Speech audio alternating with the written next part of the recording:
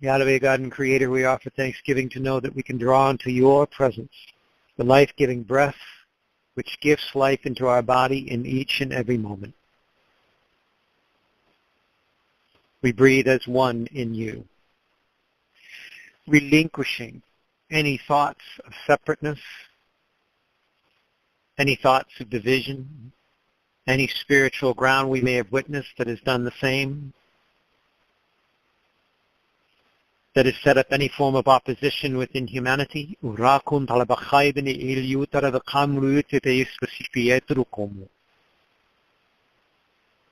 offer thanksgiving for all things revealed,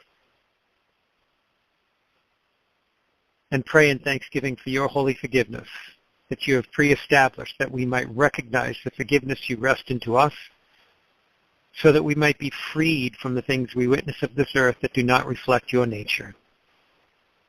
We trust you. We breathe as one within your spirit, and relinquish all things that do not reflect your nature. We breathe deep.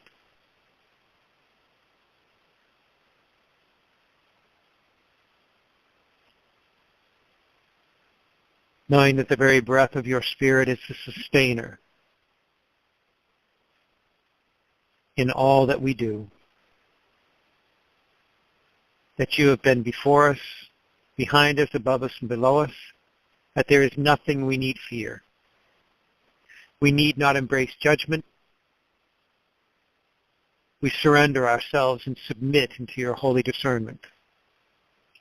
And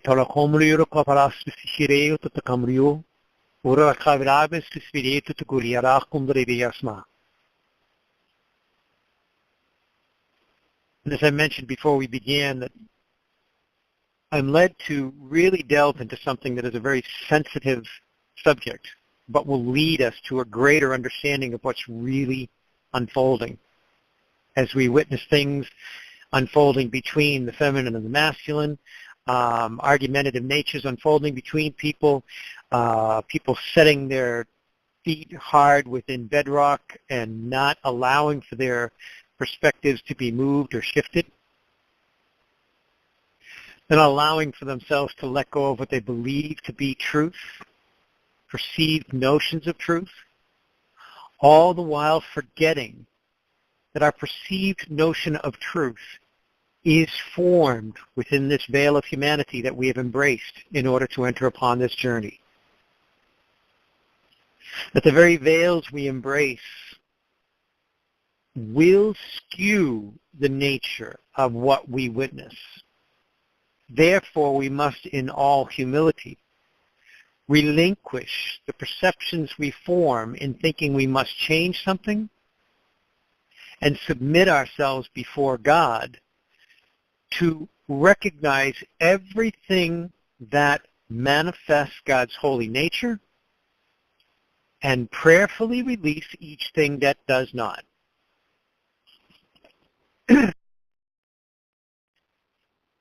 That means when we witness situations within those that we love or others that we know that do not align with the presence of God, we relinquish them unto prayer to seek the presence of God, to know our role within it.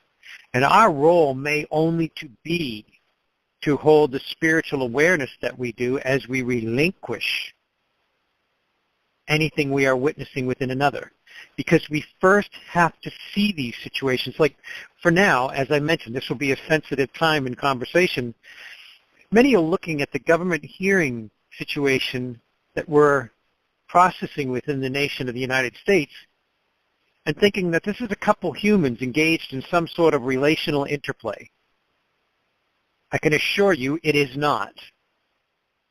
This is evidence of a larger picture of what is functioning on the spiritual realm, the spiritual things that are governing the nature of the body of a nation, the body of humanity. And we've spoken to this before. I've been blessed to share this. Ina has shared this.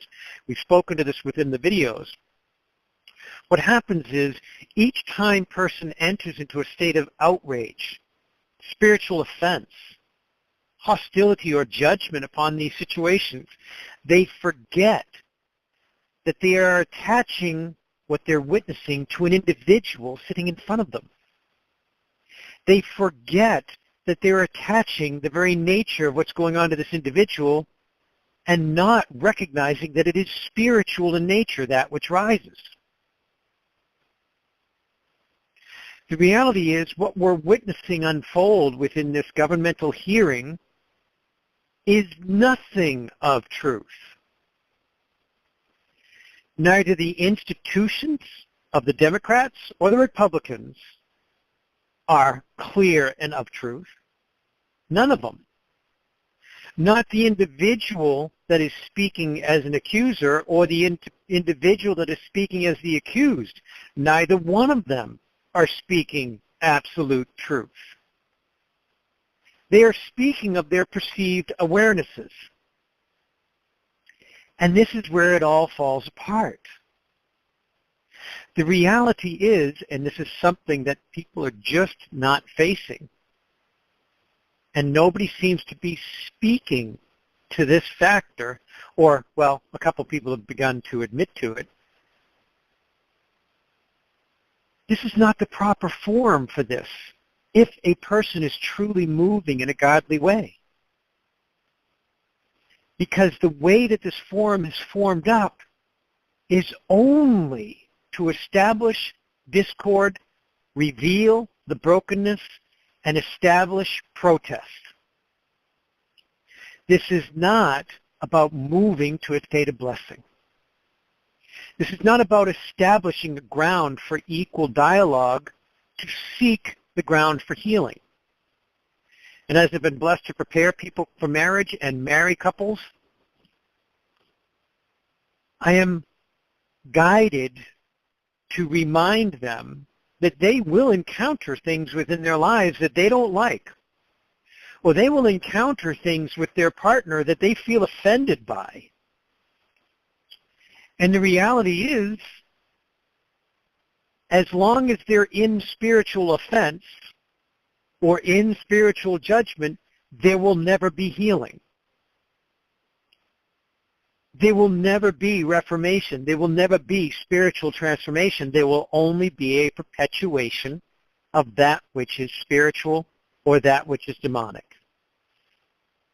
What we are witnessing within this nation as a whole, not just within the government hearing, but what we are witnessing is a willingness not to seek God for understanding, not to rest in total faith that God's grace will be the holy protector if a person is truly called to a position or a role before God. We're showing a willingness to lie, deceive, manipulate, control, force things into a state of drama in order to gain a forced result. Instead of us submitting ourselves, breathing deep, looking upon this situation, and as we see somebody that we love dearly that comes to us, and all of a sudden they're either in a fitful rage or in a state of hostility or aggression about this issue, can we stand and hold that place as intercessor? Can we see them moving through the spirit of rage as we begin to pray love into the situation and say, okay, what is their rage stirring within me? Am I moving to a defensive spirit? I must release this. Am I moving to a place of guarded sense toward their words instead of embracing God's holy protection, knowing I need not guard myself, for I submit myself first unto God to know that which I am to hear and that which I am to release?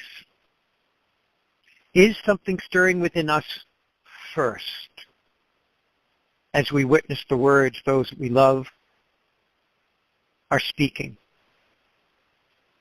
As we have individuals, whether they're clients, friends, family, any person we encounter upon the street that is enraged, do we immediately glom on and join them in the spirit of rage? Or do we stand within the presence of God saying, wait, rage is not an attribute of my God. If I wish to magnify my God, I cannot become rage. As my brother Dan and I were talking earlier, How many times have people heard the beautiful words of Sister Teresa when she was interviewed? They said, well, why won't you come to our war rally? And she said, I will not go to a rally that protests war, but I will join you at a rally for peace.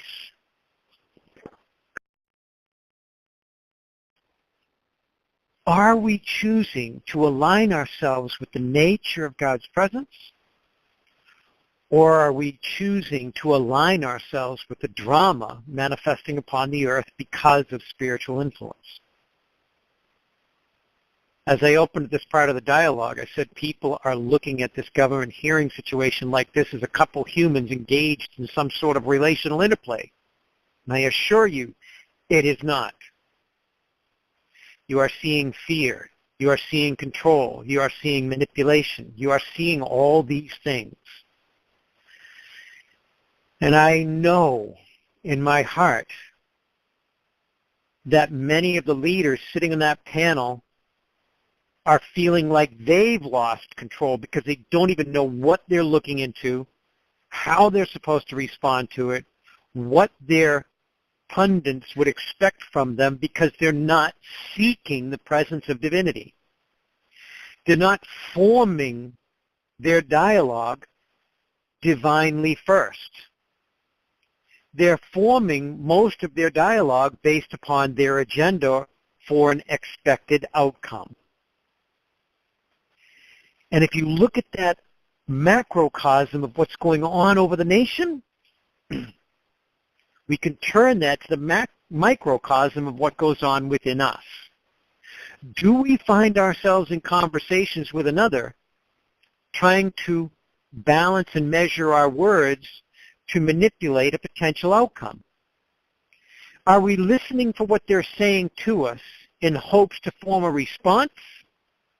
Or are we honestly releasing all things that are not of God and listening to them with a heart of compassion, love, clarity, and wisdom? Then allow for God to overtake our tongue and bring forth words of power and presence when we are engaged. The truth is, what we see upon this nation and other nations throughout this earth is the process of seeking God first is not unfolding. Therefore, it's incumbent upon us, those of us that have been graced to awaken. This is not something we've earned. We have been graced to awaken and know of God. We have been graced to know the things that make up the attributes of God. We have been graced to be positioned in such a way that we can witness these things. And it is our calling through this grace that as we witness it, to release anything first that stirs within us that is not of God's nature. Then when we are cleared and freed of what is stirring within us, as we observe, listen, and become actively compassionate and honestly discerning over the words that a person brings forth based upon their views, then we can allow God, as we've been stripped of the spiritual influences, freed from the demonic nature of all the veils that have been forming the dialogue and the image we hold of these experiences, and then speak as we allow God's presence to form words upon our tongue to move people from a place of governed control by the spiritual things that are governing the institutions of the media, the institutions of the government agencies, the institutions of man's law, the institutions of fraternal organizations such as colleges and the way they set up frats, and how that whole system needs to be purified, because presently it is governed of the earth and of the things of the body and of spiritual nature. So if we see these things revealed, they obviously reveal as not aligning with the presence of God. Therefore, we are called to relinquish all that it stirs within us, sit in the presence of God as we witness the things unfold, then pray what we see rising within others to be loosed and freed to God's embrace, because we choose not to form ties upon it. We choose not to form tendrils or ties of any way to hold it bound upon this planet. And we provide a safe ground for people to sit in front of us and to reveal the demonic or to reveal the spiritual things. For we know we embrace God's presence, and we cannot be governed by that if we allow for God's presence to be the one thing present in that moment of service. If we take our veiled perceptions and try to overlay them upon another, we will alter the course of their journey. We will either thrust them into deeper defense, deeper aggression, or deeper denial. However, if we do the spiritual work, we can trust that God's presence holds greater strength and power than we do. And when we relinquish all that we witness within ourselves and all that we witness within another, we will see God's presence rise, bringing them clarity, wisdom, and understanding. And in this moment, we breathe as one, drawing into the one holy creator that is our God.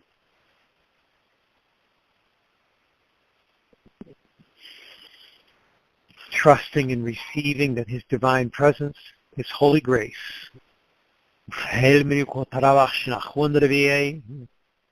can heighten our ability to move us to a place of prayerful vigilance, to measure first that which is born within us as we hear the words coming from others. And I relinquish this time for the sake of God's daughter, Ina, that his holy grace would continue to pour forth through her for the sake of edifying and increasing knowledge and wisdom into each and every one of you.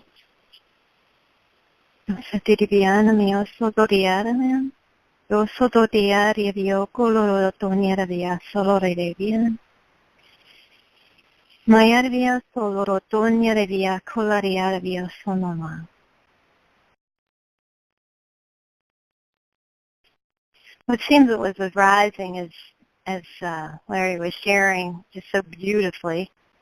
Sometimes we can get caught up in all the things that are spoken that are so true. I think with the transition of a business and some other things, family, my own husband.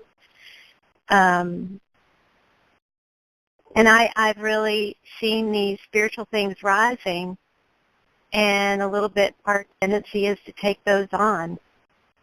But as we choose to seek him first, spending that time with him, sensing that love, it's almost like it lifts off. And as it lifts off, as I have experienced, keeping it simple, receiving his love, what he is sharing, what Larry is sharing about the things that go on in our lives, whether it's with coworkers, whether it's with family, or things we're dealing with mentally, physically, mentally, spiritually, financially, and we find ourselves just in his presence, just receiving after releasing up these things.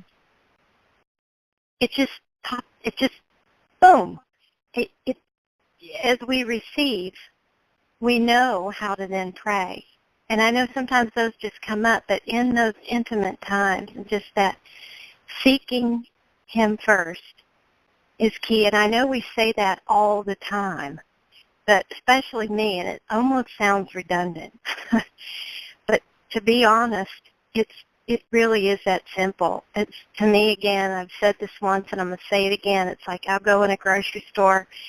Well, it's literally, I will seek him first of which cantaloupe I want to get. we can feel them and wonder, okay, which is the best one? But really, I seek God into saving some time there, and I make it vigilant to purposely seeking him in every single aspect of my life. And I want more. I want to be awakened even more. And in that opens up the opportunity as we go out in what we're called, whatever path we're going along in, whatever day it might be. It may be a day that you're just feeling crappy, you just feel awful, whatever it might be. You have that presence, that sense of her rising up within you in the feminine and the masculine. And you are aware of your surrounding. You're aware of people that are in your path.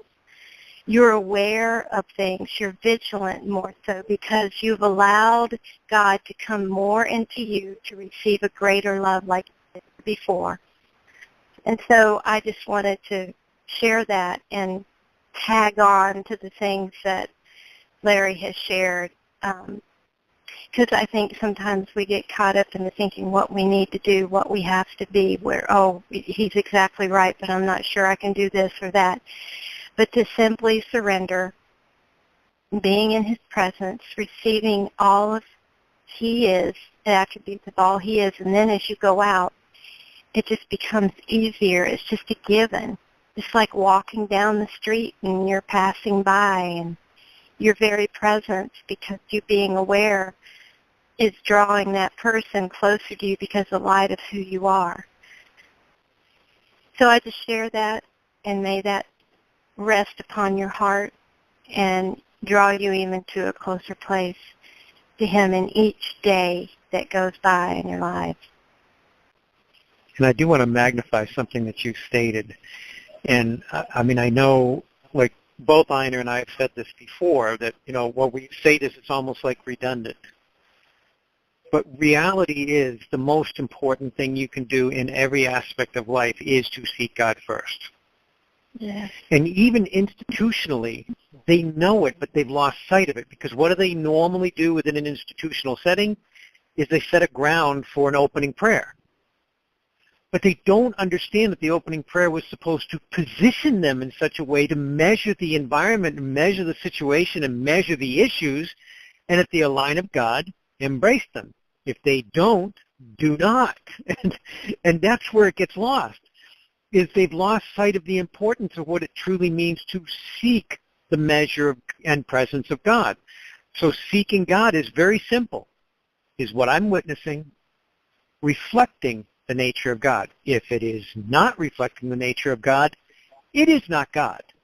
Therefore, it must be relinquished so that it can become transformed, transfigured by God when I let go of my ties upon it, when I let go of my ability to hold it bound here. And that's the key. And it is so simple to remember that it is about seeking God first. So I agree that both Ina and I have said that at times where we say, well, this might be redundant, but I don't believe there's a redundancy here. I believe there's an importance of message in understanding that it is the beginning and the end of every aspect we engage with. We measure God's presence. If it aligns with God's presence, that's the end. We engage into it. If it does not align with God's presence, we relinquish it and engage once again in God's presence. That's the completion, the alpha, the omega, the beginning, the end. It is God first, God completion. So I want to thank each and every person for the wonderful feedback and the continued flow of prayer calls and requests to where people are trying to navigate what's going on in the earth right now, and so many different things unfolding with such heightened intensity. But the reality is, if we can measure this before God and recognize that our role is of a spiritual nature, we will find that God's blessing will deepen within us each day. We will be encouraged, increased in abundance, and moved into a holy grace of his presence in each and every breath. So in this we close through the name that is our God. Yahweh, Yeshua Abun, Sola Otan, Mikel Viespa Shurietu, Avondra Kagunder Ves Misiliandra. Amen. Amen. Thank you so much for speaking up. And thank you all for being present. Be blessed in all you do throughout this week. I love you very much. Most definitely. Yes.